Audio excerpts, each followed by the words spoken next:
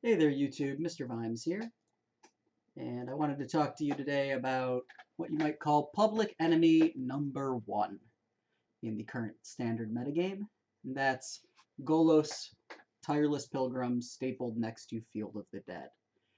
Um, Disclaimer, I've had a fair amount of success with this deck so far. I went 11-2 in the standard event and got a copy of every card in Throne of Eldraine. And it let me sail through Plat fairly easily and into Diamond, working on Mythic now for the fifth time in the last 6 months, I believe. And overall, this deck's very strong, it's very resilient, um, and if you've played ladder at all, you will have run into it a few times. So what I want to talk about here, for those who aren't familiar with the deck, is the core game plan of the deck, the sort of two different versions of the deck that are running around. And then I'd like to talk a little bit about why it's public enemy number one and a few different ways to attack the deck. So first of all, what's the deck trying to do? Well, the deck is trying to take Golos Tireless Pilgrim, um, which is a 5-mana legendary artifact creature that allows you to, when it enters the battlefield, allows you to search your library for any land card and put it onto the battlefield tapped, then shuffle your library.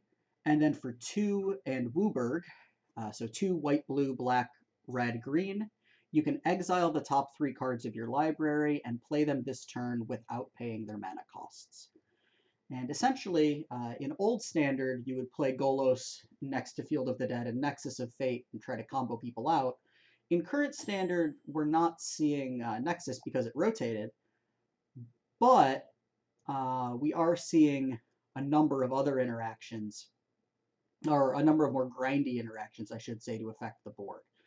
So the idea is to take Field of the Dead, which whenever another land enters the battlefield under your control, if you control 7 or more lands with different names, you can create a 2/2 black zombie. You tutor that up with Golos here, and then once you've done that, you can start continuing to play lands. You can tutor up multiple copies of Field, and eventually grind your opponent out with a massive horde of the undead. Um, in addition, the deck has the ability to play some pretty solid, strong, expensive mana sinks because it's running a substantial ramp package. So you can play large Hydroid Crasises to draw a million cards and kill your opponent in 1 or 2 attacks. You can play Kenrith the Returned King and activate all of his abilities. Generally, either the haste ability to give all your zombies haste or the reanimation ability to bring back cards like Realmcloak Giant, Agent of Treachery, Beanstalk Giant after they've died, Golos after it's died.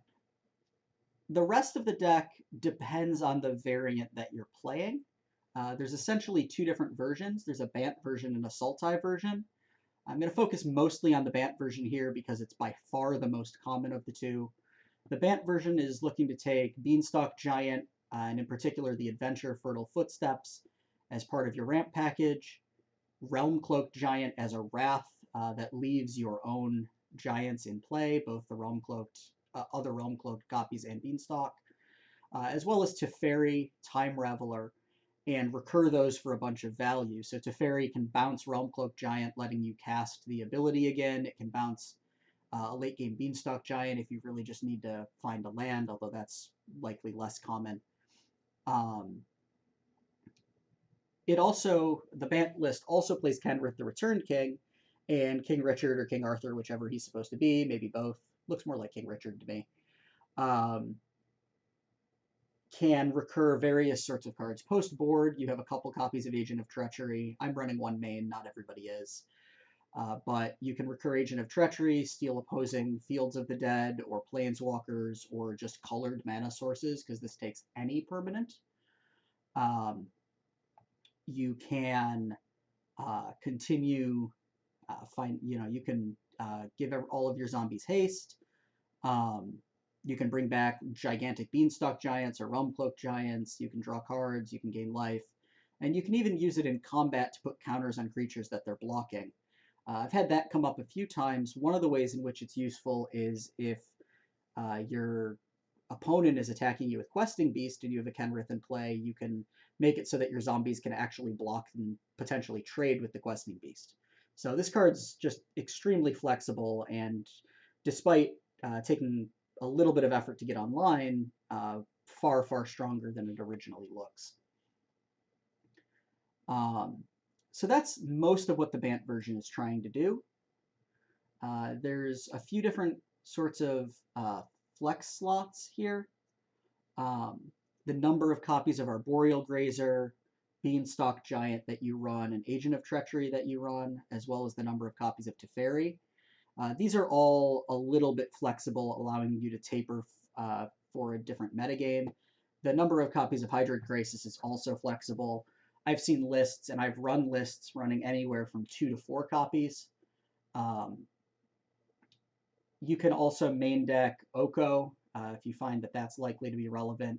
You might main deck Deputy of Detention if that's likely to be relevant. Say you're running into the mirror a lot. And then to round out the sort of ramp package, you have Circuitous, Root, and Growth Spiral, the sort of standard culprits from the last metagame. The other version of this deck is fairly similar. The main differences are it trades Teferi, Realm Cloaked Giant, Kenrith, and Beanstalk Giant for a Yarok, the Desecrated package. Yarok allows you to basically doubles the enter the battlefield effects of every permanent that you control. And so instead of Beanstalk Giant, it's looking to take advantage of Risen Reef as the ramp package because that also draws cards. It's also looking to double its own Agent of Treachery effects in the late game if it has access to that. It might be better in the mirror, I will admit that. One of the main reasons is that out of the sideboard, it has access to more ways to fight Field of the Dead. In particular, it has access to multiple copies of Assassin's Trophy, which destroys opposing fields. It also has access to Casualties of War, which also destroys both opposing fields, but also creatures and planeswalkers, so opposing Goloses, opposing large Hydroid Crises, giants, etc. And if it even really wants it, it has access to Legion's End, which can wipe out your all of your opponent's zombies and allow you to set up a nice Alpha Strike. So if I was expecting a lot of Golos, I might look to tack into a Sultai version of this deck. But if against a generalized field, if you'll pardon the pun, a generalized metagame, I do think the Bant version is a little bit stronger because of Realm Cloak Giant and Teferi, giving you the ability to wrath your opponent multiple times. It's particularly relevant against all of the various aggro decks. So that's the core strategy. Might ask, why is this public enemy #1? Well, there's essentially 5 reasons. The first is this deck is obnoxiously consistent compared to the available tools to fight it. If you're trying to fight this deck, there's a couple of ways of doing it. One of the main ways is to try and be a little bit aggressive and then remove their zombies.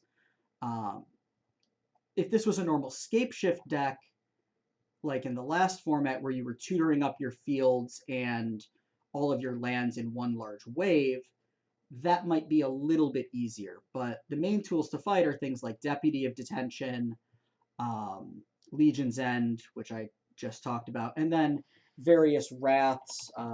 In particular, Deafening Clarion is very good against this deck. Or something like Cry of the Carnarium, or the new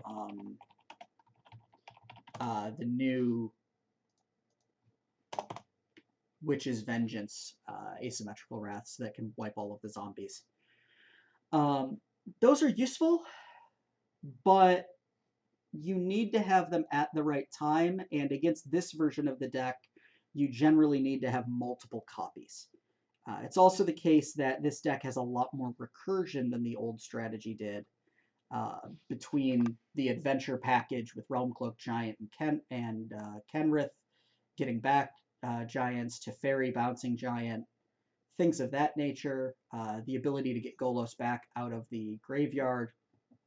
Um, it's just very easy for you to suddenly get overpowered at a couple of different points in the game. And they're not going to be pulling all their lands out all at once, which gives the Golos deck a lot more flexibility as far as when they decide to attack you. Another reason why this deck is difficult, this is the second reason, is that it mulligans very, very well. You wouldn't think it would mulligan very well, given that it actually has a 5-color mana base. But basically all you're looking for in your opening hand is an untapped green or blue source and some copy of an accelerant. So a Beanstalk Giant, a Growth Spiral, or an Arboreal Grazer. And you really can get away with only one of the two, because the deck can play 4 copies of Once Upon a Time. So if you have, say, Forest, Tranquil Cove, and a Once Upon a Time, that hand is perfectly keepable, even if the rest of your hand is 5 and 7 drops. Say you have like a Krasis, a Realm Cloak Giant, and like an Agent of Treachery or a Golos. Because Once Upon a Time will find you pretty reliably the Giant or the Grazer. That's even more the case, or if you're keeping an opening hand that has, say, 2 tapped lands, like a Golgari Guildgate or a Simic Guildgate in particular, and an Izzet Guildgate, but also has a Growth Spiral or a Beanstalk Giant or a Grazer in hand, then all you're looking for is the untapped blue or green source, and you have, 5 basics that work for that, 2 additional, 4, 5, 6 additional shocks. So that's right there is 11 targets in your deck for Once Upon a Time to hit, plus your actual first or second draw. So realistically, you're going to be seeing another full hand, another 6, 7 cards, and have that to hit 11 sources, which means you're something like 70% or so to hit in those draws. And even if you don't have that, frequently you're going to find something that'll help you come back, like a Realm Cloak Giant or a Hydra Krasis, if you fall a little bit behind in the early game.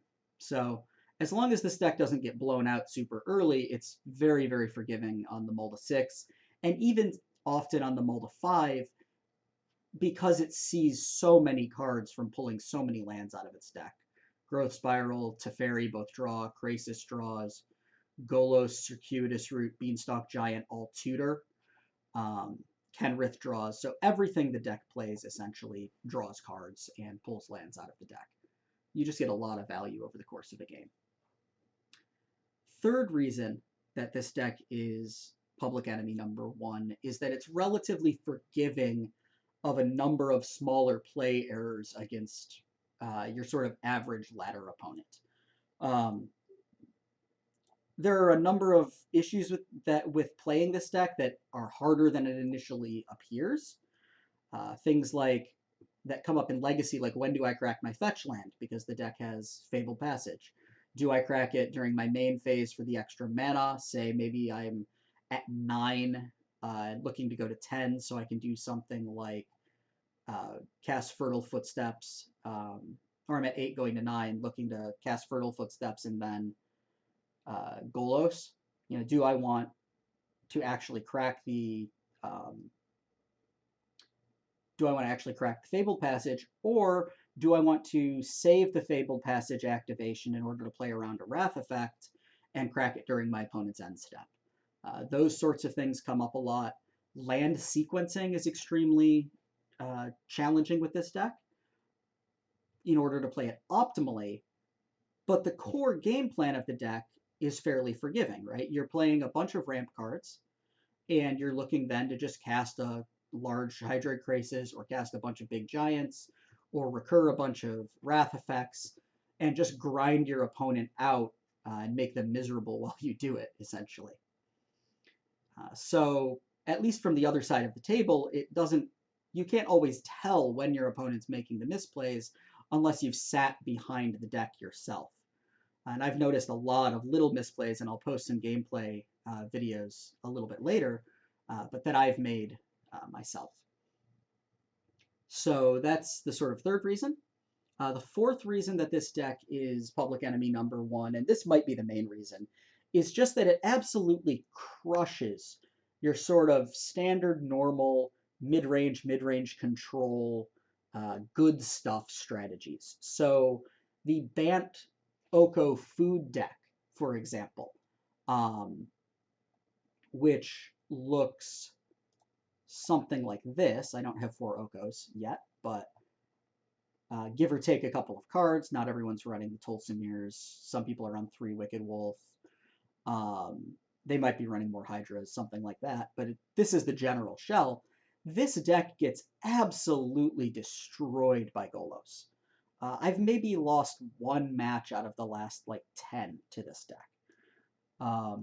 It's just a real challenge. Now, maybe once they adapt and they play more copies of Deputy of Detention that they can recur with Teferi out of the board, or even in the main deck, that could be a way of combating the strategy. But in general, this deck just has so many, random dorky little creatures that you don't care about. And then even its sort of mid-game cards like Nissa or Wicked Wolf, Golos really doesn't care about unless they have multiple foods to feed the Wicked Wolf. They just don't do much. You can completely ignore Oko and Teferi under a lot of circumstances and just attack their face directly and pretend that these cards don't exist, which is very rare for a deck to be able to do that. Just because it doesn't matter if they, bounce a single zombie token or steal or turn your zombie into a 3/3. Often you don't really care if they turn your Golos or your Giant into a 3/3 because you can bounce it with your own Teferi and reuse the adventure. So your sort of standard, anchor decks to the format, that something like Bant Food, just absolutely have a ton of trouble against the Golos-Field of the Dead decks. In addition, Golos is, especially the Bant Golos deck, is far more resilient post-board to aggro than you would think it would be. To begin with, just main deck, you have Teferi. Arboreal Grazer does a surprisingly good job of slowing them down enough. And you have Realmcloak Giant. But also post-board, you have access to Devout Decree, to Deputy, and even more. You can make your 5-drops be cards like Tolsimir, Friend of Wolves, which gains you life and kills a creature. Knight of Autumn, which gains you 4 life or comes down as a 4/3 to block a questing beast. Against Simic Flash, you can board in Veil of Summer and Mystical Dispute to make sure you resolve your major threats. The deck just has so many tools at its disposal because it can reliably run a minimum 3-color and sometimes up to 4 or 5-color mana base. There are some versions running around that are playing, for example, Fae of Wishes, which has Granted as an adventure that allows you to take any non-creature card from your sideboard and put it into your hand. If you have the ability to do that and can be a little bit more black heavy with your mana base, you can get things like Casualties of War or Assassin's Trophy out of your board. You can get Time Wipe if you're in the Bant version and have a Wrath that then recurs your Golos. Those are very common plays to run into. Some versions of the deck can even capitalize on Fires of Invention and just play a pure 5-color mana base with the Wish board. And then the deck just, it's almost impossible for any mid-range control deck to compete with that level of strategy. I'm not convinced that those decks are good because the ways that you attack this deck tend to be aggressive. And I think that the aggressive strategies punish the greedier versions much more than they punish the sort of standard Bant lists. But it's worth keeping in mind that there are a lot of places that the deck can go. And that leads to the last reason why this deck is sort of public enemy number one, and it's that the meta hasn't really found a clear best aggro deck yet. There are variations of mono black aggro and an aggressive mid-range aggro Golgari Adventure lists. There are also some copies of Rakdos going around, but it's not clear yet which is the best. I do know which one I think is the best at beating this deck. And that leads us into the sort of final part of our video, which is how do you attack a deck that is this resilient? And the general answer, at least the answer that the first three approaches take, is to just go under and be faster. Punish them for being a ramp deck and playing cards that don't do things in the first 3 to 4 turns of the game, and then find ways to get the remaining chip damage in around the zombie tokens. Well, how do you get around an army of zombie tokens? Golgari Adventure is probably the best deck at attacking Field of the Dead. And the reason why I say that is it has two different threats that are evasive as far as the zombies are concerned, and simultaneously deal with Planeswalker recursion off of Teferi. Rankle, Master of Pranks, and in particular, Questing Beast. Questing Beast, or Texting Beast as it's come to be known, is a 4-mana, 4/4 Vigilance, Death Touch, Haste that cannot be blocked by creatures with power 2 or less, whose combat damage can't be prevented. In fact, none of your creatures' combat damage can be prevented. And whenever Questing Beast deals combat damage to an opponent, it also deals that much damage to target Planeswalker that the opponent controls. So essentially what happens when you're playing Field of the Dead is you have a bunch of 2/2 zombies in play that can't block Questing Beast. The Beast comes in, hits you, and also deals 4 damage to your Teferi, and you can't, say, bounce the Golos that you might have in play. So you wind up in a situation where you either have to chump block with Golos or accept taking 4 and also losing your Teferi. So Questing Beast is quite difficult. Rankle flies and also continues to drain you, so it really gets in for 4. They can make you discard a card or lose a life and draw, and so it gets in for 4, and then you'd have to discard. It continues to draw the aggressive deck more action to help them find their answers, things like that. And then because it's a black deck, the deck also main decks Legion's End to wipe out all your zombies, and it's a green-black deck on top of that, so it can play Assassin's Trophy to blow up Field of the Dead. So the most reliable way of beating up on Golos is this deck here. It even has a 3-mana 5/5 that it can start attacking with fairly quickly. So if they're on the play, this can be a very challenging matchup.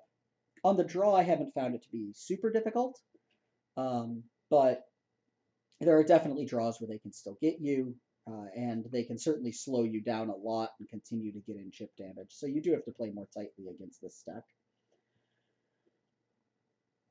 Another way of targeting Field of the Dead is something like a mono black aggro list. This is a fairly common strategy that's been going around. I don't know if the Bontus are standard. I haven't looked recently, but most of the rest is pretty standard here. Again, this is looking to capitalize on Rankle, as well as Legion's End and some amount of early disruption, say Drill Bit, as well as a bunch of 1 and 2 drops to get in for early damage. The problem with and post-board, you have access to more copies of Legion's End and further hand disruption. You can bring in Duresses. Not sure why they're not in my board right now. They should be. Davriel Rogue Shadow Mage, Yarok Svenlurker if you want to. And so you can hope to pick your opponent's hand apart, make them discard enough cards that they just can't get the field engine online, and then get in for more and more chip damage. The reason I haven't been all that impressed by this deck is its early creatures just don't match up very well once Field gets online. So in the late game, it has a lot of dead draws. Priest of the Forgotten Gods is often fairly easy to race.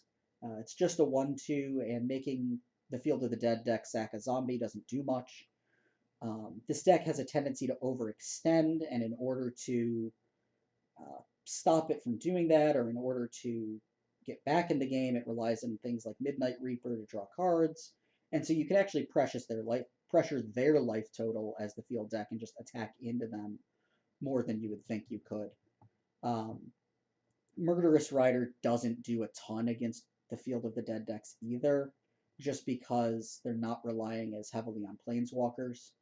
So this strategy is good, and it might be better, a little bit better post board, but I haven't been all that impressed by it, and I'm not sure that it stacks up as well against the rest of the format. But if you're looking for something that is maybe a little bit more budget, it still runs a fair number of rares, but they're older rares for the most part. Mostly what you need is the Rankles and the Murderous Riders. You don't need Bontu. Bontu can be replaced by a number of cards. You can run more copies of Drill Bit. Paragon might be replaceable. More copies of Reaver, for example. This is one way to go about doing that. The third way is to find some sort of Gruul or mono red aggro strategy. I haven't found a version of that deck that I like. I've run into a few of them. Many of them are running Fervent Champion and Rimrock Knight to try and be fast. They might be running the mono red version isn't too bad, and is running Torbran as its finisher, Torbran Thane of Red Fell, which adds 2 damage to each red source you control, dealing damage. It's good, but if you don't draw Torbran on time, the deck is fairly fragile. The other way of dealing with this deck, and this one I don't think the meta has fully explored yet, there are some options out there, is to play some kind of Fires of Invention deck. Fires of Invention, allowing you to double your mana each turn, opens the door for a lot of different options. This is similar to a list that Martin Yuza posted about a week back now. And it relies on playing turn 4 fires into, some sort of card to stabilize you. It's a fairy, a clarion, a bone crusher giant, a removal spell. And then on turn 5, you play Cavalier of Gales plus Cavalier of Flame, double Cavalier of Gales, something like that, and just play a bunch of large creatures for free, use Cavalier of Flame to activate them, and all of your creatures suddenly have haste, and you can get in for something like 7 plus 6 is 13 on turn 5. If your opponent trades off for the Cavalier, you then discard your hand and dome them for 3 or 4 off of lands that are in your graveyard, and effects like that. And then in the late game, you can play Niv Mizzet, and every time they ramp, they take damage. So this strategy is actually pretty good. The problem with this deck is it's a little fragile if Fires of Invention doesn't come down. I've seen other versions that are playing Fires of Invention in more normal Jeskai Super Friends decks, and instead of the Cavalier package, are relying on Sarkhan, Sarkhan the Masterless, to come down and jump all of your planeswalkers and get in for 12 in the air, or 13 or 16 in the air. That strategy's been decent as well. I found that version a little bit more annoying. And you have some tools to fight Field of the Dead, like 4 copies of Deafening Clarion main deck. And then post board, you might board in Disdainful Stroke, or Ashiok to shut down, or Realmcloak Giant, something like that, to shut down their recursion engine, to shut down their tutoring ability. Ashiok stops Golos from finding Field. Disdainful Stroke stops it from resolving, things of that nature. This deck's interesting. There was a copy in the recent Star City top 8, but the team, I know the team event top 8, I think 7 of 8 of the top 8 decks were some variation on Golos. In the individual classic event, instead, 7 of 8, I think it was something like 5 or 6 of the decks were either Golgari Adventure or Selesnya Adventure, possibly running Questing Beast. This is a Reed Duke list that's a little old, but that we're just looking to go under the Field of the Dead decks. So right now, the metagame essentially has devolved into Golos-Field of the Dead and aggressive mid-range decks that essentially are trying to eat Golos-Field of the Dead alive for breakfast. So however you want to attack it, you either need to go over the top quickly, or you need to go under the deck and disrupt their game plan. What you really can't do, unfortunately, is go over the top of the deck slowly. Decks like this sort of Doom Foretold, Dance of the Manse, Stacks deck, Field of the Dead largely just ignores them and doesn't really care. Doom Foretold makes you like 1/2/2 and makes them discard a card. Oh no. They really don't care about that kind of interaction all that much. And then there's other strategies. I ran into an Esper deck that was trying to use Kenrith and Agent of Treachery and Realmcloak Giant itself with Teferi and Wrath. And this deck was good, but it's also too slow against the aggro decks, and might be too slow against Field as well if you have a faster draw. Say, the version I was playing against this deck wasn't running Beanstalk Giant.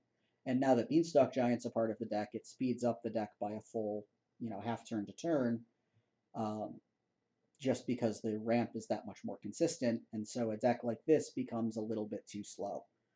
It might be worth trying. Thought Erasure is something that I haven't explored. I've found the deck is fairly resilient to discard, but the combination of Thought Erasure and Legion's End is possible. I think Charming Prince is also a little bit underexplored in this metagame. It's a very, very versatile card that can generate a lot of recursion, not the least of which is Flickering Agent of Treachery to take opposing fields. So that combination in the late game can be devastating. Maybe something like this can go over the top of Field, but I just haven't seen that many convincing ways of dealing with the card. And now that Field of Ruin is no longer part of the metagame, there isn't a land-based way to simply blow up Field of the Dead. We also don't have access to Alpine Moon or Blood Sun anymore. So you don't have easy ways of just shutting down the land once it's in play. I don't know if that was an oversight in design or if Wizards testing has seen something that we haven't. But for now, at least, Golos-Field of the Dead remains public enemy number 1. Thanks for watching, everybody. If you take a look underneath the video, throw out a subscription or a like or a follow. Feel free to check out my Twitch page, twitch.tv/MrVimesMTG, if you want to catch the stream. You can also find me on Twitter at MTGVimes or on Facebook, Mr. Vimes MTG, in case you want updates for when new videos go live. Thanks a bunch. Have a lovely day.